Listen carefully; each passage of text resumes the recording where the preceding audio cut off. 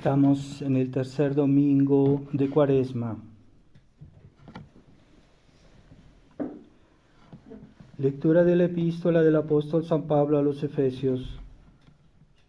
Hermanos, sed imitadores de Dios como hijos muy amados y vivid en el amor, así como Cristo nos amó y se ofreció a sí mismo a Dios por nosotros, en oblación y hostia de olor suavísimo. Por tanto, la fornicación y toda clase de impureza o avaricia ni se nombre entre vosotros, cual conviene a los santos, ni palabras torpes y necias, ni truhanerías ni bufonadas, lo cual desdice, sino antes bien acciones de gracias. Porque habéis de saber y tener entendido que ningún fornicario, o impúdico, o avaro, lo cual viene a ser una idolatría, será heredero del reino de Cristo y Dios. Nadie os engañe con palabras vanas, pues por tales cosas vino la ira de Dios sobre los incrédulos. No queráis por tanto tener parte con ellos, porque en otro tiempo erais tinieblas, mas ahora sois luz en el Señor. Andad como hijos de la luz, pues el fruto de la luz consiste en toda bondad, justicia y verdad. Continuación del Santo Evangelio según San Lucas. En aquel tiempo estaba Jesús lanzando un demonio, el cual era mudo. Y así que hubo lanzado el demonio, habló el mudo, y se maravillaron las turbas. Mas algunos dijeron: por arte de Beelzebú, príncipe de los demonios, expulsa a los demonios. Y otros, para tentarlo, le pedían algún prodigio del cielo. Pero Jesús, cuando vio sus pensamientos, les dijo: todo reino dividido en bandos quedará destruido, y toda casa se derrumbará. Pues si Satanás está también dividido contra sí mismo, ¿cómo subsistirá su reino? Porque decís que yo lanzo los demonios en virtud de Beelzebú. Pues si yo por virtud de Beelzebú lanzo los demonios, vuestros hijos por virtud de quién los lanzarán. Por tanto, ellos mismos serán vuestros jueces. Mas si con el dedo de Dios lanzo los demonios, ciertamente el reino de Dios ha llegado para vosotros. Cuando un valiente armado guarda la puerta de su casa, está seguro todo cuanto posee. Mas si asaltándolo otro más fuerte que él lo vence, le quitará todas sus armas en que confiaba y repartirá sus despojos. El que no está conmigo está contra mí, y el que no recoge conmigo desparrama. Cuando el espíritu inmundo ha salido de un hombre, anda por lugares áridos, buscando reposo, y no hallándolo, se dice: volveré a mi casa de donde salí. Y tornando a ella, la encuentra barrida y adornada. Entonces va y toma consigo otros 7 espíritus peores que él, y entrando en ella moran allí. Y así el último estado de aquel hombre viene a ser peor que el primero. Y aconteció que diciendo esto, una mujer de en medio del pueblo, levantando la voz, exclamó: bienaventurado el vientre que te llevó y los pechos que te amamantaron. Y él dijo: bienaventurados más bien los que escuchan la palabra de Dios y la practican.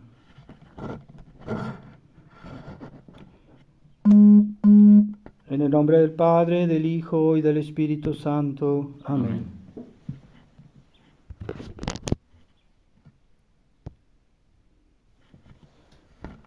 Estimados hermanos, estamos ya bien adentrados en el tiempo de Cuaresma, tiempo muy importante de penitencia, de conversión, y debemos tener presente que las almas que están unidas a Dios, que en las cuales Dios está presente, porque se han purificado, porque se han convertido, porque se han acercado a Dios, están protegidas de la acción diabólica, que es una realidad.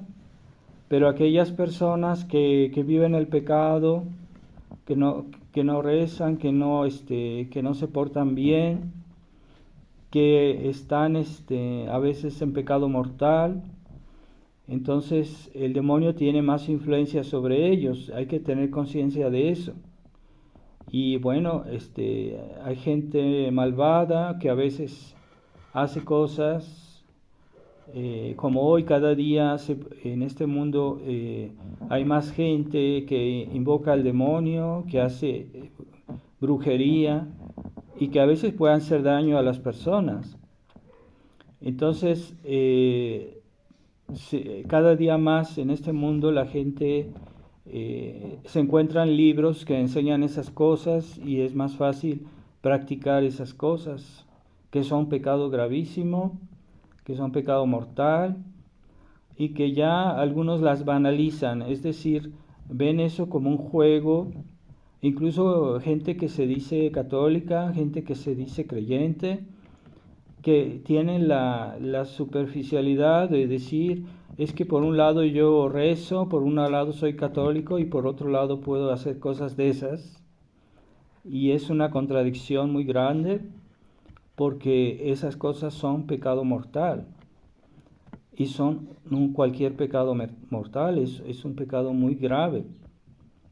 Entonces, en otros tiempos, en México, en tiempos del virreinato, pues las personas que eran sorprendidas adorando a Satanás, etcétera, era pena de muerte. Quiere decir que eso es un pecado muy grave, pero la gente se ha vuelto muy superficial, entonces hacen cosas muy graves y lo toman como un juego, como un chiste, como una cosa banal, y no lo es. Entonces debemos ser conscientes que bueno, el demonio sí tiene poder porque es un ángel y los demonios tienen poder porque son ángeles, pero no pueden con Dios, ¿verdad? Entonces los hombres que quieran estar protegidos, que quieran estar protegidos por Dios, pues tienen que acercarse a Dios. Entonces hay unos que incluso ven los medios cristianos como una especie, con esa misma mentalidad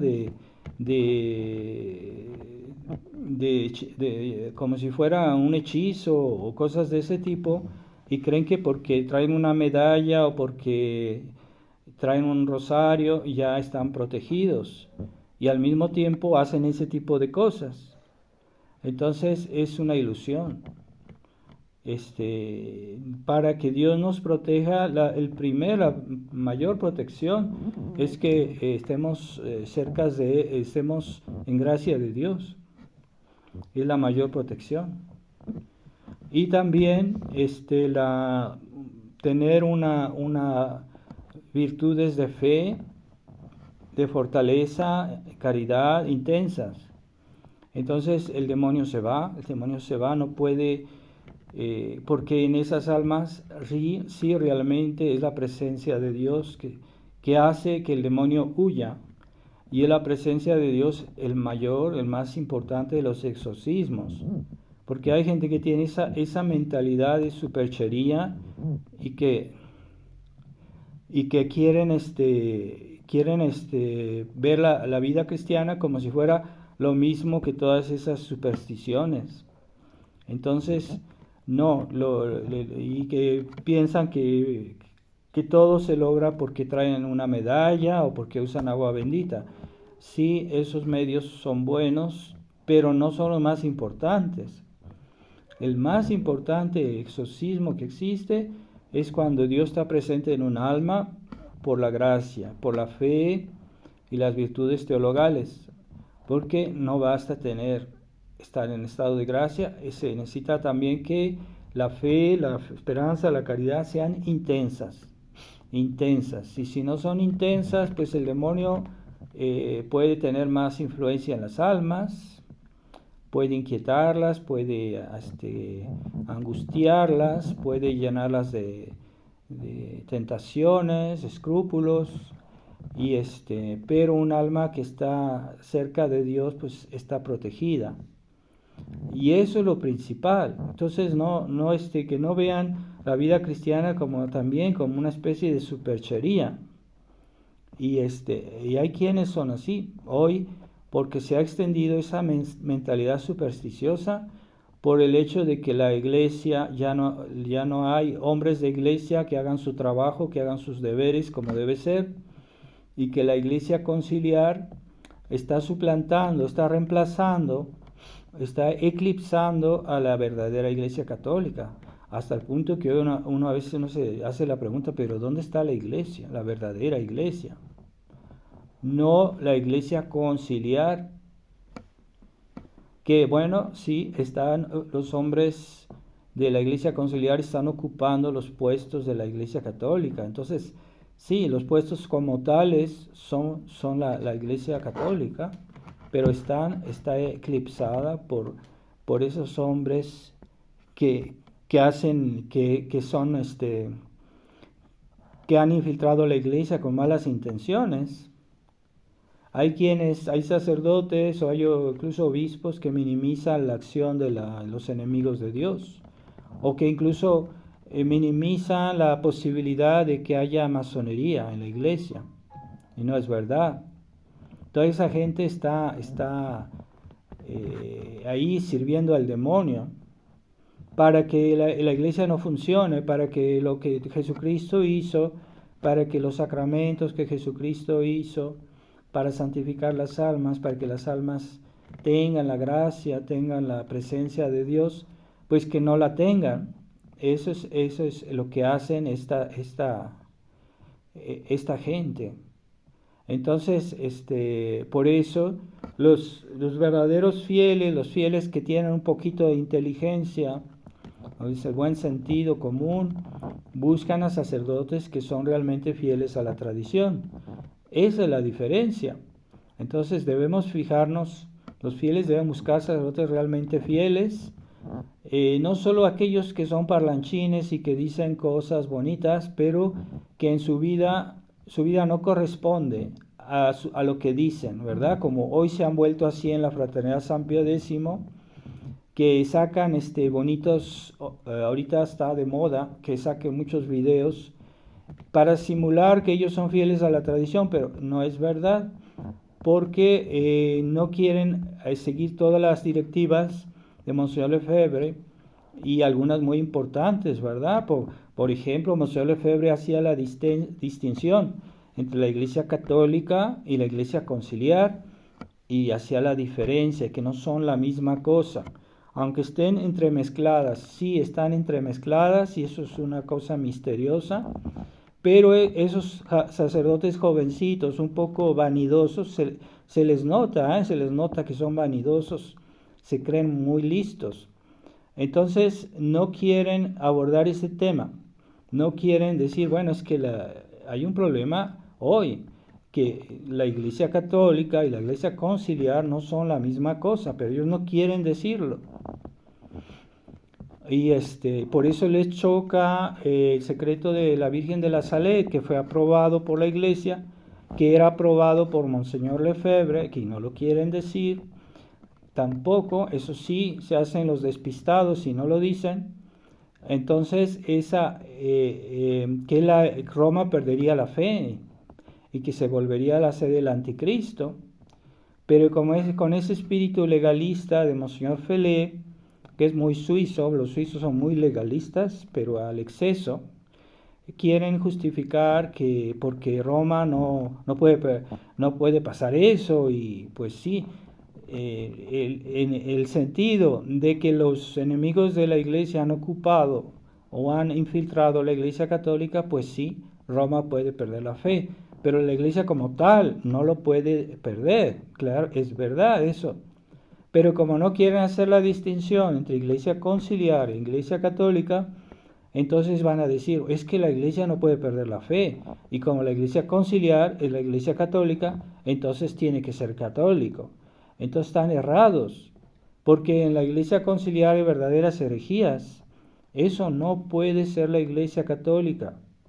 Pero para justificar eso, pues llegan al absurdo de decir, no, es que hay algunos que hacen unas contorsiones intelectuales para justificar, decir, no, es que el Papa no quiso decir eso, y que eso hay que interpretarlo interpretarlo de tal manera porque no es así, y están diciendo cosas que son completamente contra lo que uno ve, ¿verdad? Y es la evidencia, pero no quieren rendirse a la evidencia, no quieren aceptar la distinción que hizo Monsieur Lefebvre entre Iglesia Conciliar y Iglesia Católica, y por lo mismo pues tienen que absolutamente justificar de alguna manera el Concilio Vaticano II y decir que en realidad no quisieron decir esto o aquello, cuando es evidente, ¿verdad? Por ejemplo, hay cosas que son en contradicción contra la tradición, contra lo que definió el Concilio Vaticano I, particularmente la libertad religiosa. Hay una contradicción evidente. No, es que la Iglesia Conciliar es lo mismo que la Iglesia Católica.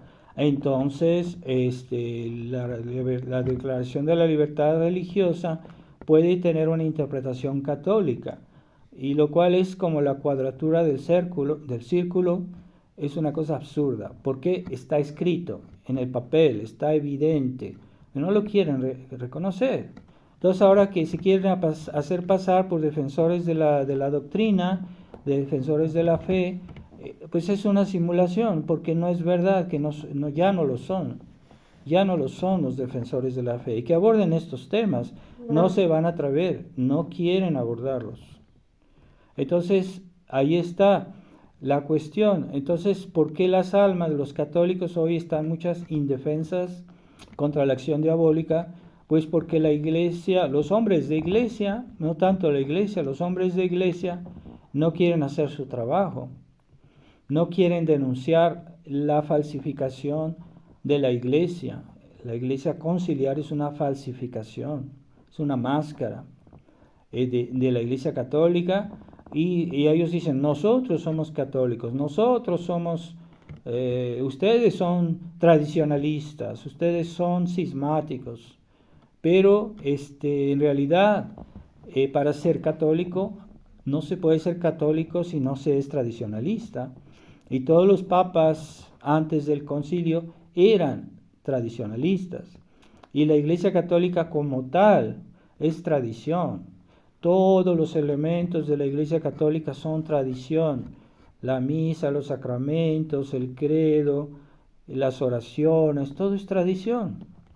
Entonces es un contrasentido decir, no tiene sentido decir, ustedes no son católicos porque son tradicionalistas. Entonces ya ahorita el absurdo, ya la gente no detecta el absurdo, beben el absurdo como el agua, están completamente atontados los hombres, los católicos, e incluso los tradicionalistas.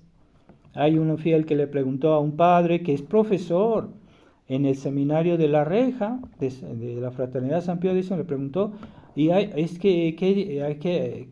hay que decir sobre esta cuestión de la Iglesia Conciliar e Iglesia Católica? Y su respuesta, es él que enseña, que forma a los seminaristas, fue, no, es que es lo mismo, o sea, con esa frescura, ¿no? Y después dicen que verifiquen los textos de Monsieur Lefebvre, donde dice lo contrario.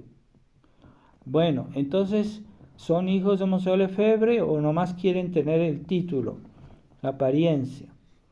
Entonces, si los fieles no pueden tener conciencia dónde pueden recibir la gracia, si los fieles no pueden tener conciencia cómo practicar su fe y en consecuencia su caridad, porque si la medida de la fe es la medida de la caridad, y si no hay fe, pues no puede haber caridad.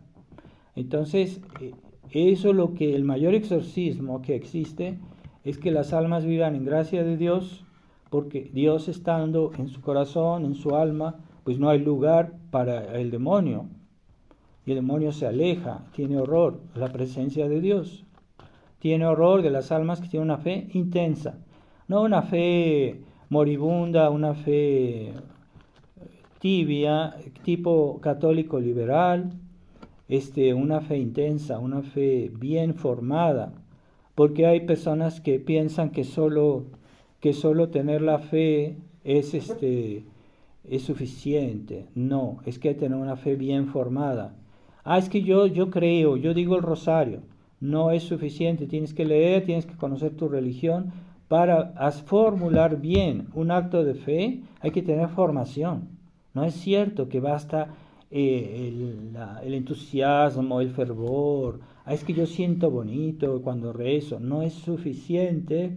Si no tienes una fe bien formada, no puedes rezar bien. Si no lees bien tu vida, no has leído, no te has formado para conocer tu religión, no puedes formular un acto de fe correcto. Necesitas conocer tu religión, necesitas leer libros. Y esa pereza de los católicos que no quieren formar su fe, que nomás les basta rezar un poquito, si rezan. Entonces que no se extrañen que el demonio los tienta, que el demonio tiene más poder en ellos, porque no saben practicar bien su fe. Para practicar la fe hay que formarse, hay que leer libros de formación cristiana, católica, que ya casi no hay, pero yo les he enviado a muchas personas por internet esos libros que se pueden tener por lo menos en digital y que son excelentes para formar la fe. Pero sí hacen su colección de libros, hacen su colección de documentos, pero no los leen. ¿De qué sirve? Ahí guardados. No sirve. No pasa, la ciencia no pasa por ósmosis. Es que yo tengo el libro y ya, es que yo ya estoy bien. No. Si no lo lees, no sirve de nada. Entonces, el demonio, cuando hay una persona, primero que está en estado de gracia, pero la gracia puede tener varios grados. Puede ser intensa, puede estar languideciente, puede estar moribunda, o puede ser intensa, bien formada, bien sólida, como una roca. Puede estar fija, puede estar entonces, pues para eso se necesita algo más que haber recibido el bautismo, que haber decir de vez en cuando, y mal dicho, el rosario, con poca atención. No es suficiente. Entonces, la intensidad de una fe bien formada, porque no puede haber mucha intensidad en la fe si la fe no está bien formada. O sea, hay conceptos que hay que entender para poder practicar la fe. No basta decir con fervor el rosario. Está bien que lo digan con fervor, pero no basta. No basta que sientas bonito, que hasta el demonio te puede hacer sentir bonito para hacerte creer que eres un santo.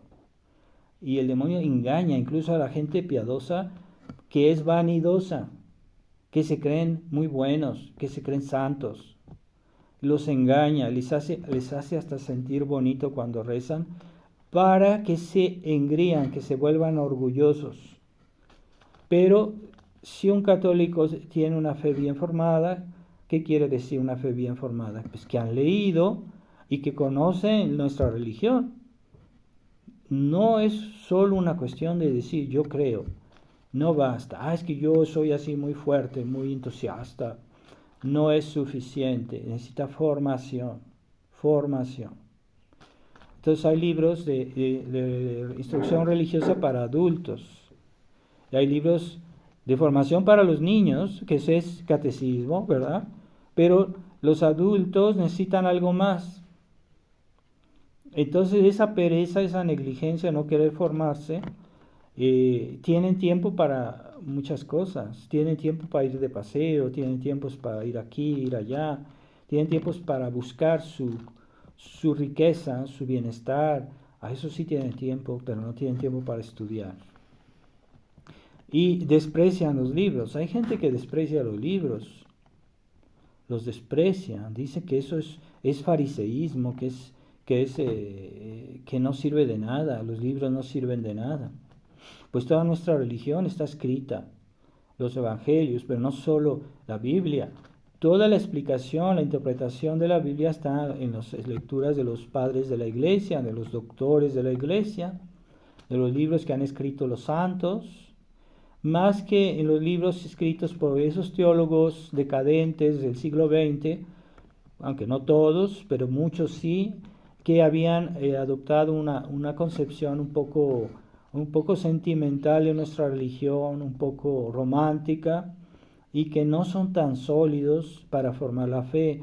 Yo no recomiendo tanto los autores del siglo XX, aunque no digo que todos son malos, hay algunos muy buenos, pero hay muchos que es una espiritualidad superficial, romántica, incluso puede ser incluso intelectualista, puede ser una espiritualidad sentimental, y los modernistas se aprovechan de eso, porque el modernismo es también sentimental, es también romántico, ¿verdad? Como las obras de Teilhard de Chardin, que escribió libros casi muy bonitos, que halagan, que dicen, ay, qué bonito lo que dice, pero no tiene doctrina y está plagado de herejías. Las herejías, ¿cómo se reconocen? Pues los que estudian la fe, los que leen libros católicos, escritos por hombres que escribieron en esos tiempos, en esos siglos donde había fe. Ahorita la fe en este tiempo está prácticamente moribunda en los corazones y en los que escriben, y a veces incluso algunos tradicionalistas que se las dan de doctores de la iglesia y que quieren darle lecciones incluso a los sacerdotes y que no conocen bien su fe, o que conocen algo, pero ya porque conocen algo se hacen vanos, se hacen vanidosos y desprecian a los sacerdotes que sí tienen formación y que sí tienen la gracia de estado que los fieles no tienen. Los sacerdotes tienen la gracia de estado de la enseñanza. Entonces, si un fiel se considera inteligente, siempre debe recurrir a un sacerdote para que verifique que lo que él dice, lo que él escribe, lo que él hace, esté bien. Siempre. Es peligroso, es peligrosísimo esos fieles que quieren hacer todo por su cuenta, que se creen muy listos, que tal vez lo sean, pero es que en la iglesia la gracia de Dios es esencial. Para entender nuestra religión no solo basta leer libros, hay que también tener la gracia de Dios, y esa gracia la tienen los ministros de la iglesia.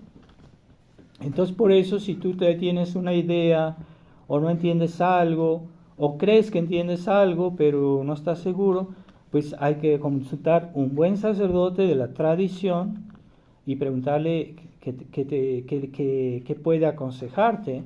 Es un acto de humildad que es necesario. Es una desgracia que a veces hay fieles bien intencionados pero que no tienen sacerdote. Y cuando un sacerdote va a verlos, porque a veces esa gente pues solo tiene la misa de vez en cuando, entonces uno ve que a pesar de la buena voluntad de estas personas, siempre hay detalles que no están bien. Porque pues aunque ellos lo quieran hacer bien, pues no lo logran, porque no tienen la gracia de estado, que la gracia de estado que tiene un pastor, un sacerdote, un ministro de la iglesia, que es realmente tradicional. Entonces, es por eso que hay mucha superstición. Incluso hay católicos de la tradición que andan buscando por aquí y por allá revelaciones, cosas raras, cosas tontas, cosas diabólicas, que el demonio se hace pasar por la Virgen María. Es que esta semana se me apareció Jesús y me dijo esto. Y así, y lo publican en internet y la gente cree y dice, sí, mira lo que dijo, es que Jesús dijo esto. Pero ¿cómo sabes que es Jesús? ¿Qué garantía tienes? Fulanito a veces repite nada más lo que dijo la Virgen de Fátima, cosas que ya sabemos. Entonces Dios ya lo dijo, ¿para qué andamos ahí buscando gente que nos quiere halagar con apariciones falsas, diabólicas? O gente que simplemente está enferma y que cree que tiene visiones. Entonces, ¿cómo sabemos cuál es el medio para verificar si a esa gente que dice tener visiones, cuál es el medio? Pues es la iglesia, no hay otro. ¿Quién es? Son los hombres de iglesia que tienen la gracia de estado para enseñar, que tienen el discernimiento para decir esto está bien, esto no está bien. Solo los ministros de la iglesia, por más santo que seas, no te confíes de ti mismo. Y Santa Teresa de Ávila, ella pues era una santa, pero siempre recurría a los sacerdotes, siempre. Y era muy inteligente, Santa Teresa, todo lo que escribió era excelente, pero ella siempre recurría a los sacerdotes. Y una vez le dieron la posibilidad de escoger los sacerdotes que iban a confesar a sus religiosas, y le dijeron, no, pues es que estos sacerdotes son muy santos, son muy piadosos, pero estos sacerdotes de la Compañía de Jesús son muy cultos, son muy sabios. Y dijo Santa Teresa, yo prefiero los sacerdotes cultos y sabios a los piadosos, porque los sacerdotes cultos y sabios conocen la teología de la Iglesia. Entonces, esos sacerdotes piadosos que no tienen formación, que aunque dicen, es que dice la misa con mucha devoción, no es suficiente. El sacerdote también debe estar formado. Así también los fieles, a su nivel, pero sí también los sacerdotes deben tener formación. Y Santa Teresa de Ávila prefería 1000 veces los confesores, los sacerdotes que estaban bien formados, que tenían buena teología, que habían estudiado. ¿Qué? ¿Estudiado qué? ¿Las revelaciones privadas? No.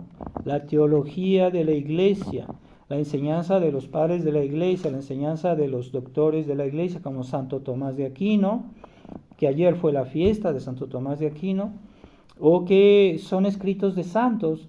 Pues hay gente que se pone a leer libros de esos teólogos románticos, superficiales del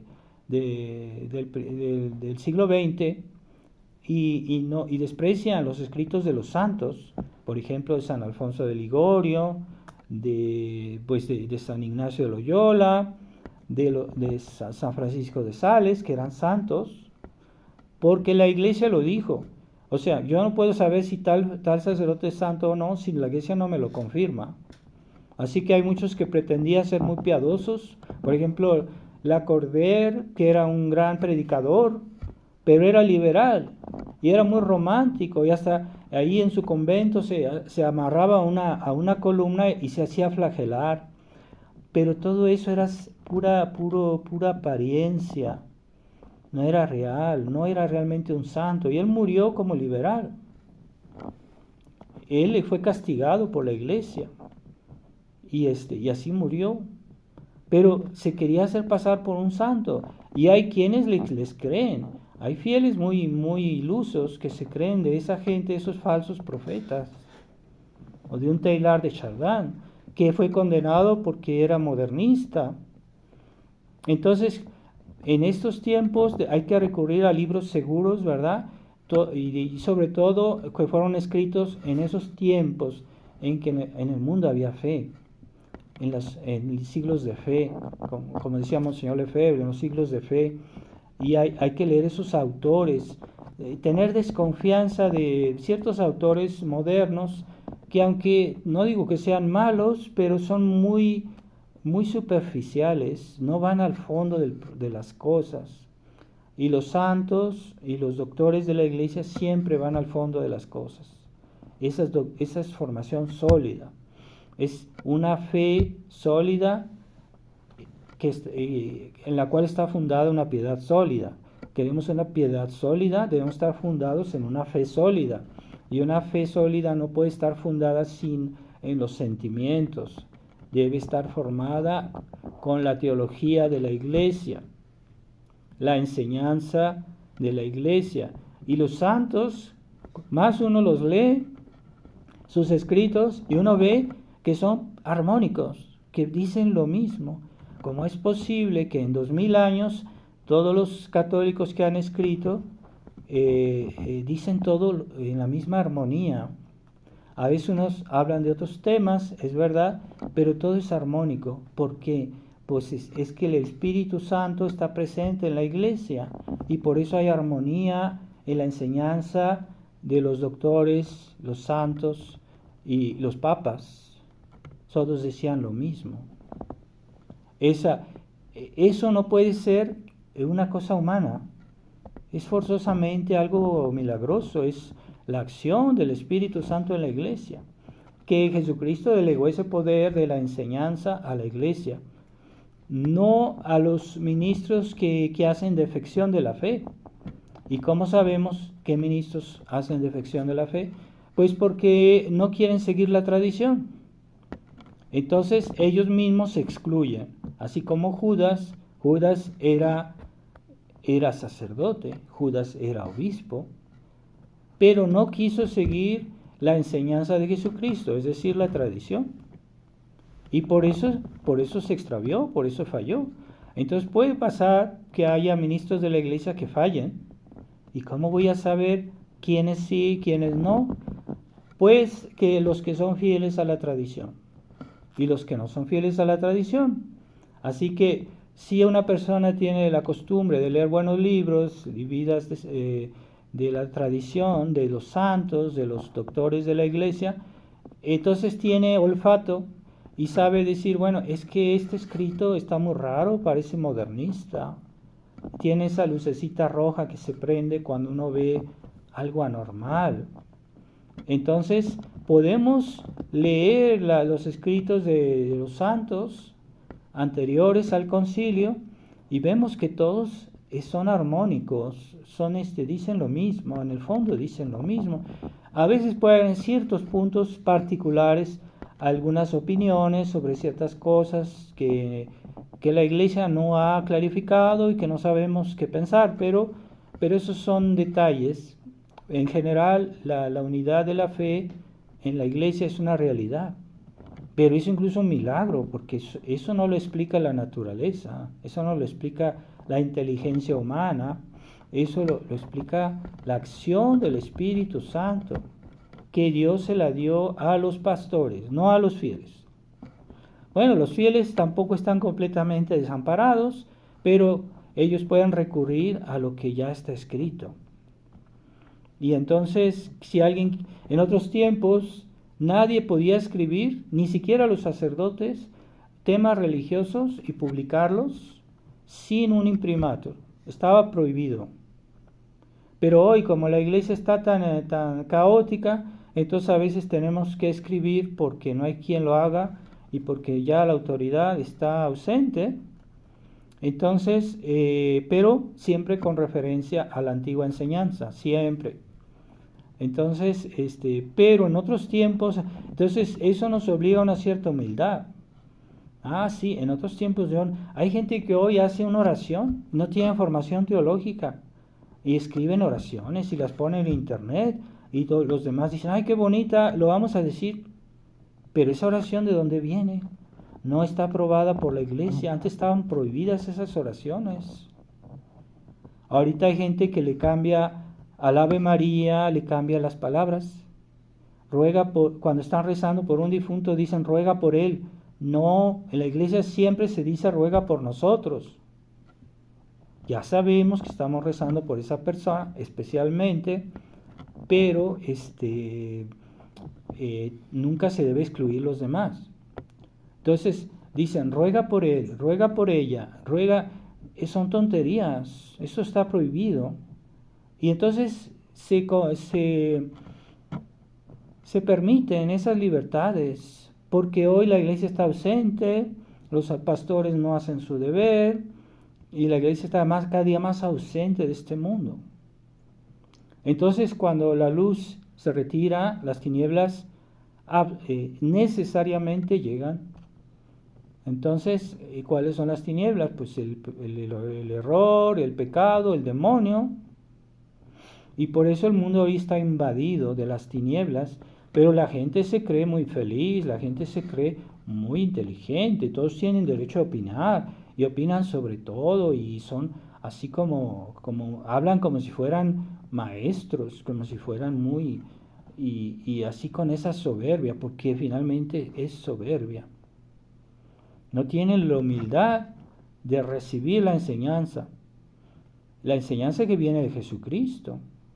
Ni siquiera los sacerdotes, los ministros de la iglesia pueden hacer algo original, decir, es que yo descubrí así. No, es que siempre debemos hacer referencia a lo que ya se dijo. en todo. Y entonces, eso es humildad, aunque no parezca, ¿verdad? Por ejemplo, cuando los papas a veces enseñaban y decían, bueno, vamos a hacer esta ley y ahora todos tienen que obedecerla. Y entonces decían, ay, es que es autoritarismo, son muy autoritarios. Y no, porque San Pío V, por ejemplo, cuando él hizo el que decimos el misal de San Pío V, pues San Pío V no inventó una misa.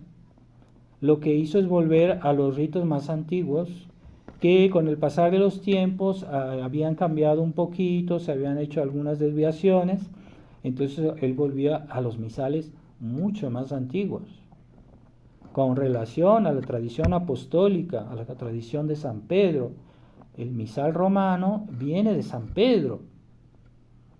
Entonces, si San Pío V fuera original, pues él hubiera inventado una misa.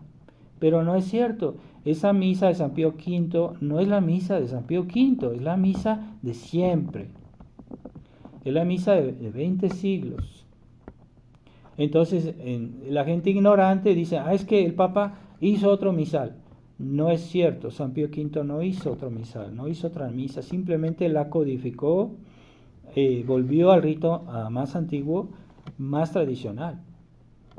Entonces, incluso ahí, él lo hizo con mucha humildad, porque él no hizo su gusto, lo que él quería, lo que él le parecía más bonito, lo que él quisiera inventar, ¿no? Entonces, los mismos ministros de la Iglesia están siempre dependientes del pasado, sobre todo en la enseñanza, ¿verdad? En la enseñanza a veces se disponen leyes en la Iglesia porque surgen nuevos errores, porque surgen nuevos problemas. Entonces la Iglesia hace leyes, para proteger a los fieles, para proteger a la Iglesia, ¿verdad? Pero todo eso viene de Jesucristo y con la acción del Espíritu Santo, porque si el Espíritu Santo no estuviera ahí para ayudarnos, sería un caos, ¿verdad? El mundo, la Iglesia se disgregaría, se volvería, se destruiría solita, sin necesidad de nada. ¿Qué es lo que lo mantiene unida? Es la acción del Espíritu Santo. Es como el alma de la Iglesia. Es decir, cuando un cuerpo, una persona muere y su alma abandona su cuerpo, entonces el cuerpo se destruye, se deshace, se corrompe, se echa a perder. ¿Por qué? Porque no está el alma, que es el alma que le da vida al cuerpo, que lo mantiene unido y que en el fondo pues es algo grandioso, un alma que hace que el cuerpo esté viviente. Entonces, así la Iglesia también. La Iglesia tiene un alma. La acción del Espíritu Santo es el alma de la Iglesia. ¿Y dónde está el Espíritu Santo? En las almas que tienen el estado de gracia, que viven en estado de gracia. No cualquier persona así. Entonces hay personas que son católicos pero viven en pecado mortal. Entonces, ¿cómo van a hacer bien sus obligaciones? ¿Cómo van a hacer bien que tienen hijos y cómo los van a dirigir bien si no tienen el Espíritu Santo? Viven en pecado mortal. Entonces dan órdenes a veces que no son las mejores. Yo no digo que todo lo que digan está mal, pero no va a salir todo tan bien. Así que una persona que tiene una responsabilidad, cuando se aleja de Dios, eso va a afectar a sus inferiores, va a afectar a sus hijos, va a afectar a su esposa, va a ser dañino incluso para la sociedad, ¿verdad? Aquellos que tienen cargos en la sociedad, que tienen grandes responsabilidades, por el hecho de no vivir en estado de gracia, eso va a afectar a la sociedad. Va a hacer mucho daño a las personas que están bajo su tutela. Es inevitable. Pero una persona que vive en gracia de Dios, todos sus inferiores, todos los que están bajo de él, pues reciben algo benéfico, les hace bien el hecho que el superior que ellos tienen sea una persona que está cerca de Dios. Entonces sí, la acción diabólica está presente en el mundo, yo recomiendo mucho, siempre recomiendo a los fieles de tener medallas de la Virgen Milagrosa, de San Benito. Hay algunos que andan buscando cosas raras, ¿no? No, tener esas cosas que la iglesia nos recomienda. Sí, el escapulario son cosas que la iglesia ha aprobado, pero hay quienes inventan cosas, ¿eh? Hay unos que inventan letanías y que inventan no sé qué tanto. No, hay 5 letanías aprobadas por la iglesia, 5. Y no hay que retocarlas, no hay que modificarlas. Hay personas que les gusta modificar porque se creen muy listos, ¿verdad? Y creen que pueden añadirle o quitarle aquí. Entonces, no. Las letanías aprobadas por la iglesia son 5. Pero hay ahorita letanías para todo. Entonces, a veces dicen cosas que son, cuando no son tonterías, a veces dicen cosas que son erróneas. No hay que tomar todo lo que vemos en internet. Hay que tener mucho cuidado.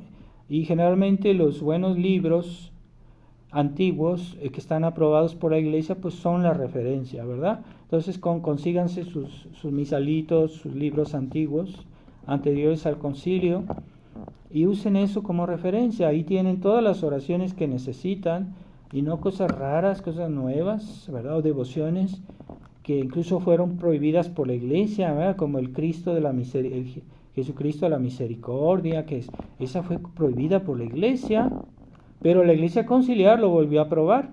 Entonces, ¿a quién vamos a creerle? ¿A la iglesia conciliar o a la iglesia tradicional? ¿Verdad? Hay devociones que hoy mucha gente las hace, pero que son de origen diabólico y que fueron prohibidas por la iglesia, por Pío XII, incluso por Juan XXIII. Pero ahí está la gente, ¿verdad? Es que les gusta lo nuevo, la novedad. Es que eso es, quieren cosas, cuando ya tenemos todos los medios que Dios nos dio, que la iglesia nos dio, no hay que andar buscando no sé dónde, cosas raras. Entonces, esas devociones nos ayudan, claro está, si yo voy a acostarme para no tener tal vez pesadillas diabólicas, pues pongo un poquito de agua en mi cama, ¿verdad? Antes de, un poquito de agua bendita, no necesitas poner 1 litro, ¿verdad? Pones unas gotitas y ya estás protegido. Pero hay gente así, gente que le gusta, no sé, cosas raras. Y entonces, el principal exorcismo, acuérdense que es vivir en gracia de Dios. El primer exorcismo es crecer en la fe, tener una fe correcta, una fe recta, una fe bien formada, y así incluso la caridad será mejor, será sólida. Es como el fundamento. Si tú quieres construir un edificio muy alto, pero tu fundamento no sirve, pues se va a caer el edificio. Es que yo tengo mucha caridad, yo tengo mucha piedad. No es suficiente si no tienes un fundamento de la fe, fundamento de la caridad, de la humildad, pero una fe bien formada, no una fe sentimental, una fe romántica. Cuidado con eso. Y ahorita casi todos los fieles, desgraciadamente, son un poquito liberales, son un poquito sentimentales, casi todos. Yo no digo que sean completamente sentimentales, pero en muchas de sus acciones se refleja ese sentimentalismo. ¿Por qué viene el sentimentalismo? Por falta de formación, falta de lectura. Entonces aquí en México mucha gente desprecia la lectura, y eso está mal. Y si lo hacen con conciencia es pecado. No se puede despreciar la doctrina de la iglesia, no se puede despreciar. Y los padres que no forman a sus hijos, que no les dan buenas lecturas, pecan. Es un pecado cuando los padres no quieren que sus hijos estudien, primero el catecismo, pero no basta el catecismo. Hay otras lecturas que hay que complementar, porque el catecismo habla de lo esencial, pero no habla de todo. Entonces el catecismo es una introducción a la vida cristiana, pero no es suficiente. Y si uno ve como en las escuelas católicas de otros tiempos, los manuales de texto que utilizaban, pues eran muy densos, tenían mucha doctrina y eran mucho más que el catecismo. Porque en otros tiempos, cuando había escuelas católicas, sí se formaba bien a los niños. Pero hoy los católicos se han vuelto muy superficiales. Y por eso el demonio los inquieta, por eso tienen así ansiedades o tienen problemas, porque no tienen una fe fuerte. Una fe fuerte no es que yo puje cuando digo el rosario, eso no es una fe fuerte. O que yo sienta bonitos sentimientos, que a veces los sentimientos pueden venir del diablo, ¿eh? Los bonitos sentimientos. No, se necesita que yo crea en las verdades que Dios me enseñó, tal como la iglesia nos las enseñó, y que yo crea fuertemente, ahí sí, debo ser fuerte en lo que yo creo, y esa caridad está fundamentada en razones. El sentimentalismo no se fundamenta en razones, se fundamenta solo en sentimientos. Ay, que yo siento bonito. Ay, es que yo tengo mucho fervor. Es que yo soy muy entusiasta. No basta el entusiasmo. Hay gente que cuando hay entusiasmo, ahí andan, ¿verdad? Pero cuando quieren estudiar, eso no, eso es aburrido. Es aburrido. Entonces, no, hay que tener una vida cristiana fuerte, sólida, pero incluso cuando utilizamos la fortaleza, porque la fortaleza es una virtud, todas las virtudes que tenemos, la prudencia, la fortaleza, la justicia, la templanza, la humildad, todas se fundamentan en razones de fe, en razones.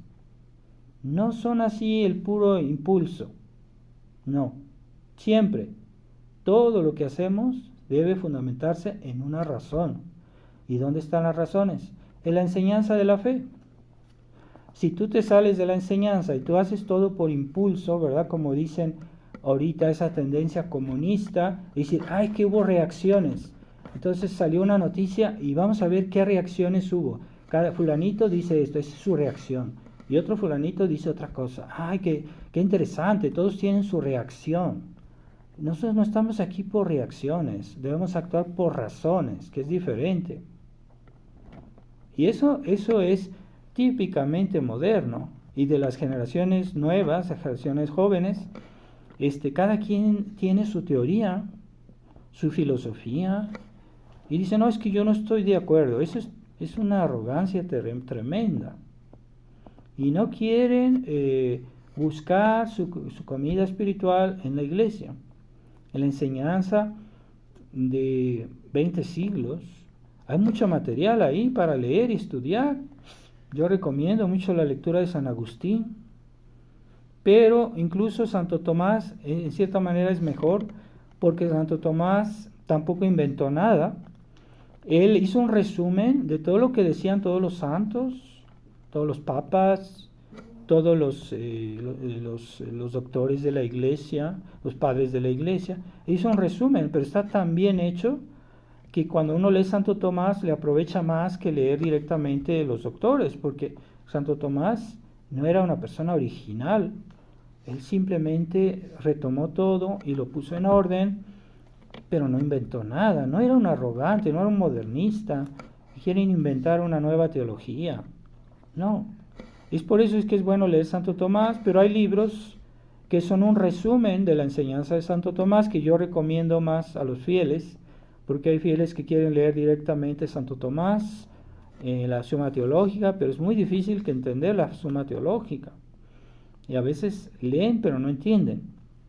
Entonces hay libros que son así como para los fieles, que son como una especie de resumen, pero más adaptado para los fieles, y esos sí son muy recomendables. Es como un complemento del catecismo, ¿verdad?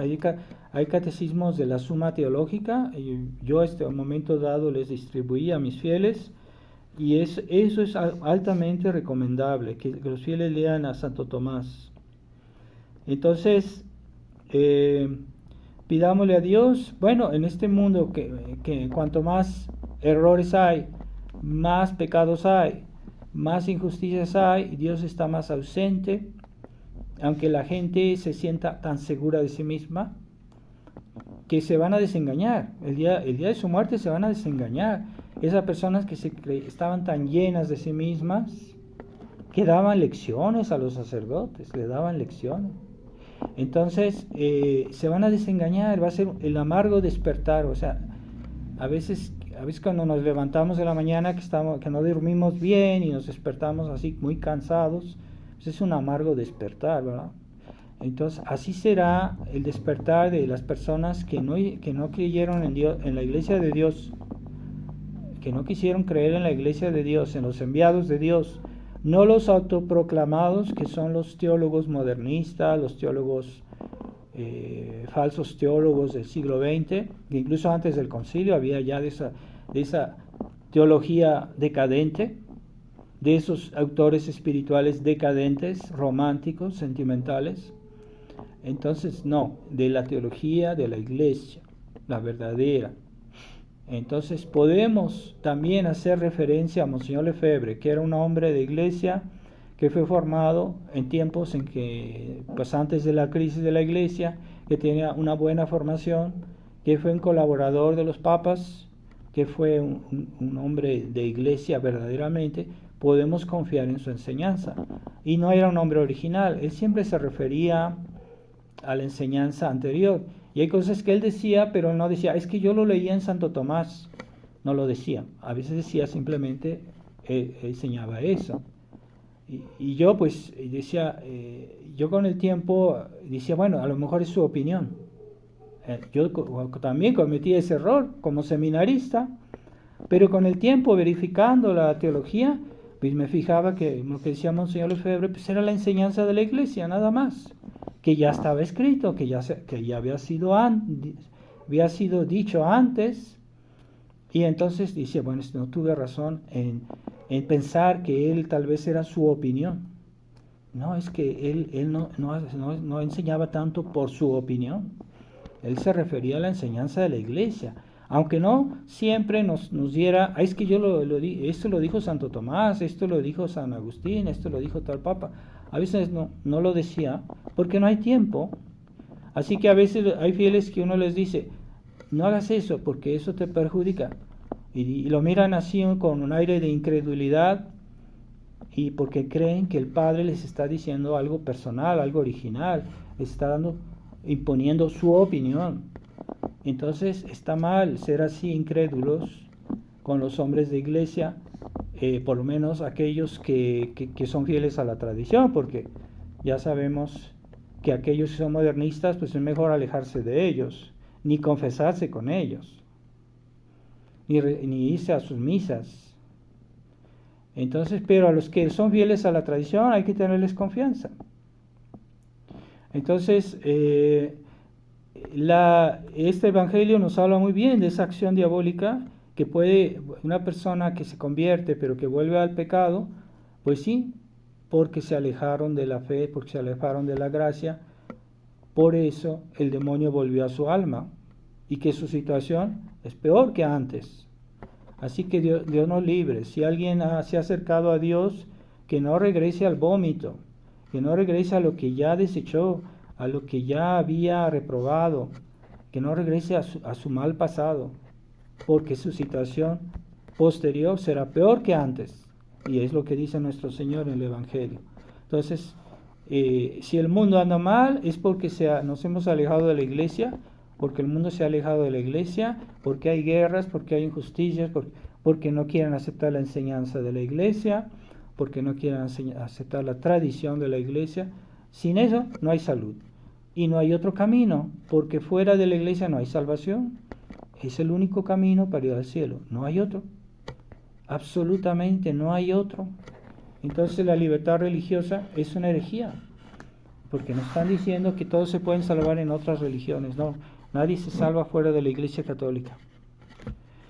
Y damos a Nuestra Señora de Fátima en estos días de inquietudes, de guerras, de maldad humana, que nos ayude a confirmarnos en la gracia, en la fe, en la esperanza, la caridad cristiana, que son fundamento de las otras virtudes, ¿verdad? Las virtudes teologales son el fundamento de las virtudes cardinales: prudencia, justicia, templanza, fortaleza. Ave María Purísima. En el nombre del Padre, del Hijo y del Espíritu Santo. Amén.